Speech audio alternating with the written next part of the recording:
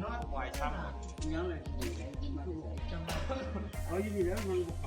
หันกระหันทัดอีกเขาหันกระดาษร้อนมันดังหมด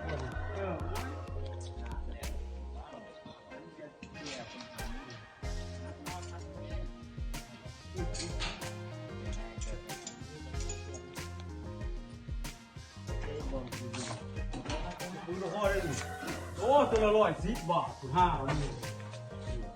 โอ้โหเท่าก็จะพันเลยนี่เป็นหน้าเยอะตัว110ตัวนี่โตบอก1,000 บาทไอ้คนนั้นไอ้ตาแก้วชมมันมากเลยมาสิลูกหล่อนี่บอกอันนี้เพิ่นจะใช้ได้ใช้กลางกันนึงบ่เป็นนั่นบ่ใช่กลางนึงเป็นอะไรซอกสดโอ้เขาอ่ะมันนั่นสิพ่อย้ำบ่เนี่ยสู้อะไรกันกับตัวโคกเนาะอยู่ไก่ซ้ำอยู่ใกล้ไก่ขึ้นอยู่ไก่ไก่ขึ้นอยู่ใกล้แห้งกับใกล้แห้งเดียวเห็นยังเห็นนี่ดอกเป็นแกงดีดอกอีกหลอกครั้งใหม่ข้างเขา เราเพียงใครเอาเองเอาเสียงเขาบอกกันนะเพื่อนแดงเนาะ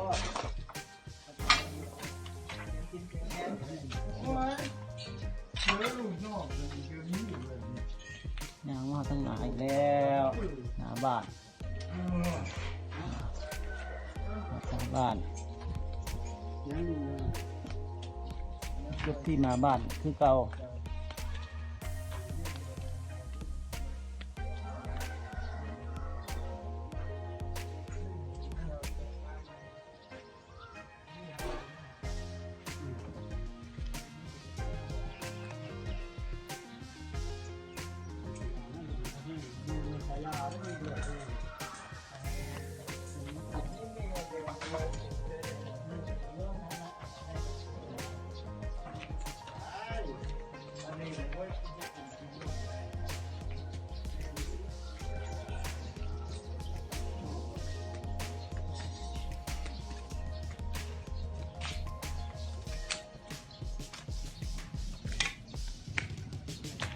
เดินเชิง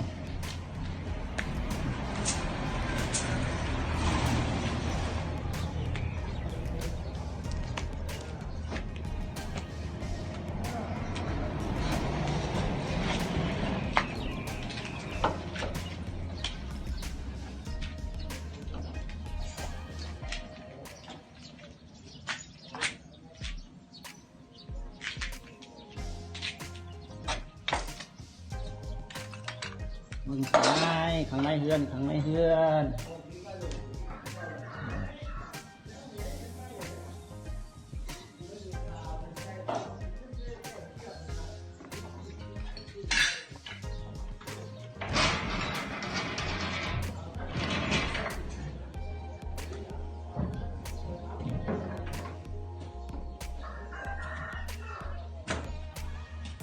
บันไดลง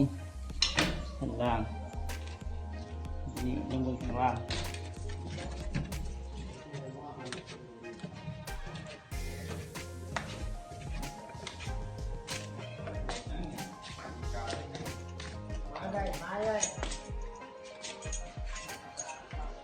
สีดำด่าง